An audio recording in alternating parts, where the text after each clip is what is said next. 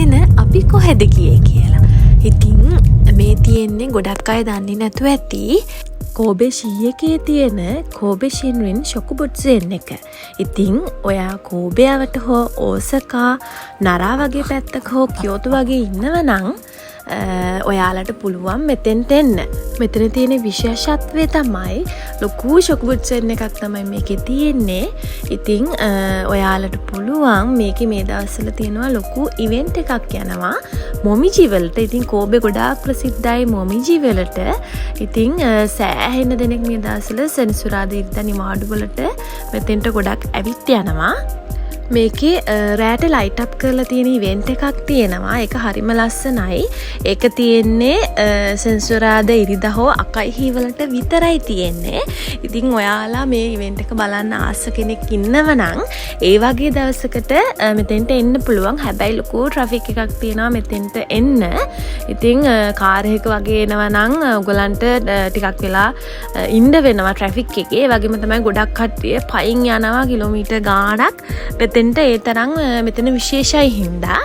ඉතින් මේ තියෙන්නේ මේක ඇතුලේ ඔයාලට පේන්න තියෙන විදිය මං ඉස්සෙල්ලා ඔයගලන්ට පෙන්නුවා ගහක්. ඒ ගහ තමයි ලෝකේ විශාලතම ගහ කියන්නේ. ඉතින් සෙකායු නිචිබන් ඕකින කී එක තමයි එතන තියෙන්නේ. හැබැයි ඒක ජපානයේ හැදිච්ච ගහක් නෙමෙයි. ඒක ඇමරිකා එක්සත් ජනපදයෙන් ජපානට පරිත්‍යාග කරපු ප්‍රසන්ට් එකක් තමයි ඒක. ඉතින් ඒකත් මෙතන තියලා තියෙනවා. ඔයාලට ඒකත් බලන්න පුළුවන් මෙතෙන්ට ආවම. ඉතින් ඔයත් ගස්වල වලට සබාදහමට පරිසරයට ආදරය කරන කෙනෙක් නම් මෙතන ගොඩාක් වැදගත් කියලා හිතෙනවා. ඒ වගේම තමයි පොඩි ළමයිට උනත් ගොඩාක් දැනුමට එකතු කරගන්න දේවල් ගොඩාක් මෙතන තියෙනවා. මොකද ගොඩාක් දකින්න ලැබෙන්නේ නැති මල් ಜಾති, සත්තු ಜಾති, කෘමීන් වර්ග, හතු වර්ග වගේ ගොඩාක් දේවල් මෙතන ප්‍රදර්ශනයට තියලා තියෙනවා. ඉතින් මේ ගහ උනත් ගොඩාක් මෙසුරශී ගහක්. ඉතින් ඔයාලට මෙතෙන්ට ඇවිල්ලා ෆොටෝ එකක් ගන්න පුළුවන්. මොකද ජැපනීස් අයත් ගොඩාක් මෙතෙන්ට එන්නේ ඔය ගහ බලන්න. ගහත් එක්ක ෆොටෝ එකක් ගන්න ගොඩාක් කට්ටිය මෙතෙන්ට එනවා. ඉතින් මගේත් පළවෙනි අත්දැකීම තමයි මේක. මේ වගේ ලොකු ගහක් ඇත්තටම මමත් කලින් දැකලා තිබ්බේ නෑ මේ තරම් ලොකු එකක්. ඉතින් මේ තියෙන්නේ ඒකේ කෙලින් අතර තිබ්බම තියෙන ඒකේ ආකෘතිය තමයි මෙතන තියෙන්නේ. ඒකේ ප්‍රමාණය හරියට මේ සයිස් ලොකුයි කියන එක තමයි ඒගොල්ලෝ පෙන්නලා තියෙන්නේ. ඒ වගේම තමයි මේකේ මොරි එක ඇතුලෙන් ගත්තු ගස් වලින් හදපු පොඩි පොඩි ගිෆ්ට් ಜಾති. එතකොට මොමිජි වලින් හදපු ගිෆ්ට්. ඒ වගේ ගොඩක් දේවල් මෙතන විකුණන්නත් තියෙනවා. ප්‍රසන් ගන්න කැමති කෙනෙක්ට. ඒ වගේම තමයි එළියේ මේ විදිහට තමයි ලයිට් අප් කරලා තියෙන්නේ. මේ වගේ ෆොටෝ ගහන්න තැන් ගොඩාක් ඒගොල්ලෝ ලෑස්ති කරලා තියෙනවා. ලයිට් අප් කරාට පස්සේ රැට මේ තියලා තියෙන කුඩ උනත් ඔයගලන්ට අතට අරගෙන ෆොටෝ ගහන්න පුළුවන් විදිහට ඒගොල්ලෝ ඒක හදලා තියෙනවා. ඉතින් එතන ගොඩක් කට්ටිය පොලිමේ ඉන්නවා ෆොටෝ ගහන්න. ඒ හින්දා මම නම් ෆොටෝ ගහන්න ගියේ නැහැ. මොකද මට වෙලාව තිබ්බේ නැහැ ඒ තරම් ඉඳලා ෆොටෝ ගහන්න තරම්.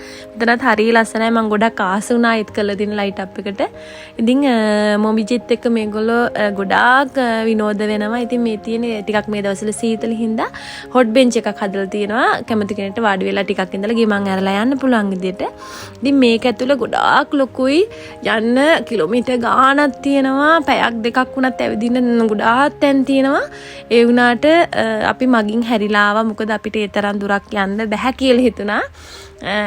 හැමතැනම තියෙන මොමිජි හරි ලස්සනයි. පැය ගාණක් මේව කරලා යන්න පුළුවන් කෙනෙක් ගිහිල්ලා හොඳට ඇවිදලා කරලා එන්න පුළුවන්.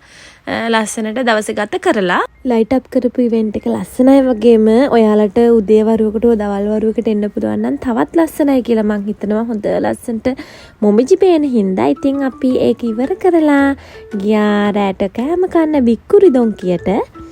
ඉතින් එහෙනොත් කෑම කාලා ඉතින් අපි මොමිජි අපේ ඉවෙන්ට් එක ඉවර කරලා අපි ගෙදර ගියා.